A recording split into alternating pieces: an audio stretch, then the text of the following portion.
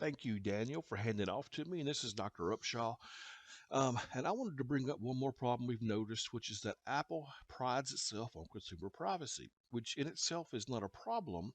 But when you're scanning through people's photos looking for illicit materials, that can be seen as an invasion of privacy. And you can see across the bottom here, they have, marketing materials that mention how important privacy is. And if you want privacy, you're going to buy an iPhone because they allow the most control of your data, and those kind of things is part of their marketing materials.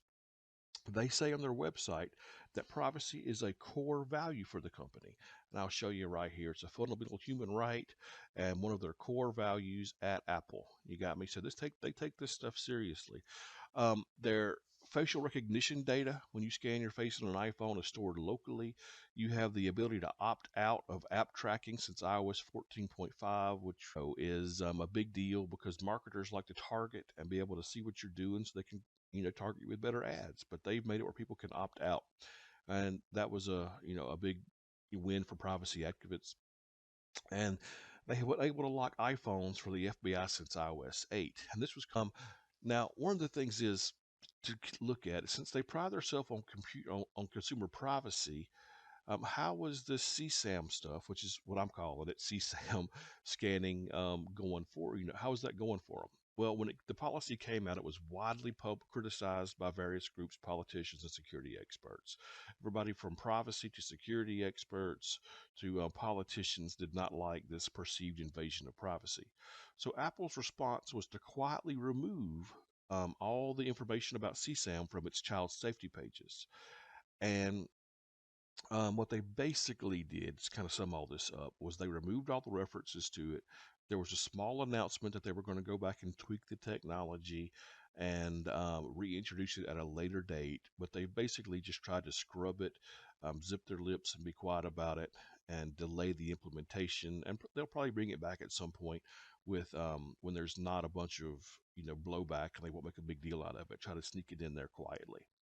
Um, and anyway, but just so you know, they have been actually scanning your iCloud email for this stuff since 2019. So they may not have expected the blowback when they announced that your phone is going to scan the photos on your phone. It's not on the cloud or anything like that. They may not have been expecting the blowback since they've been scanning email for this since 2019, not your iCloud backup or anything like that, just to be clear. Um, and in the same marketplace, there are companies like Google that have been scanning images for stuff like this since 2008. And Apple's is better for implementation. It's better implementation because it's better for privacy than other methods. And part of the reason maybe Google doesn't get the scrutiny is because they've never been as pro privacy as Apple. Google, want to just suck up the whole internet and scan everything. And so maybe that's one reason that Apple in particular is facing more blowback from this. So they've delayed it, but it's still expected to be implemented.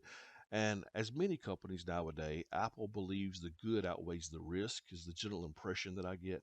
So they want to carefully balance consumer privacy with also being a good corporate citizen to try to make the world a better place. But anyway, wanted to acknowledge that this is a problem. And with that said, I will hand it off to Dr. Horton.